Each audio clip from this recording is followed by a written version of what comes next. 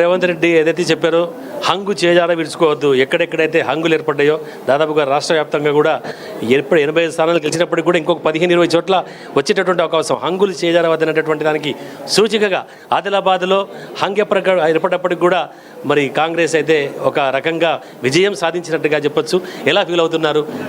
ఒక మతతత్వ పార్టీ అయినటువంటి బీజేపీని, మత విద్వేషాలు రెచ్చగొడుతున్నటువంటి పార్టీని ప్రజల మధ్య చిచ్చుబెట్టి, ప్రజల మధ్య వైషమ్యాలు సృష్టించి, ప్రజలను భయభ్రాంతులకు గురి చేస్తున్నటువంటి ఒక పార్టీని ఆదిలాబాద్ నుంచి తరిమి కొట్టడానికి సెక్యులర్ పార్టీలన్నింటినీ ఏకం చేశాం.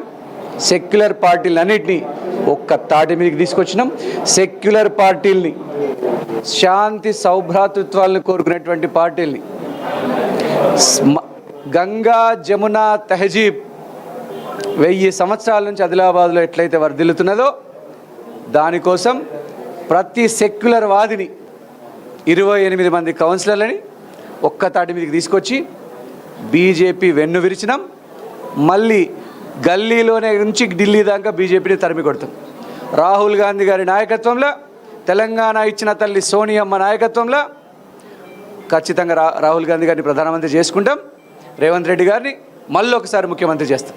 అలాగే మున్సిపల్ అభివృద్ధికి సంబంధించి కూడా, అంటే ఇక్కడ వచ్చినటువంటి మీకు మద్దతు ఇచ్చినటువంటి ఒక అభ్యర్థులు కావచ్చు, లేదంటే అందరూ కూడా ఒక రకమైనటువంటి ఒక అభివృద్ధిపై, ఎందుకంటే ఆల్రెడీ ఇక్కడ గతంలో ఏది డెవలప్మెంట్ లేదని చెప్పేసి అనుకుంటున్నారు.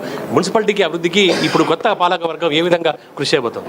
తప్పకుండా కాంగ్రెస్ ఆధ్వర్యంలో నిర్మించినటువంటి సెక్యులర్ కూటమి ఆదిలాబాద్లో విజయఢంకా మోగించింది.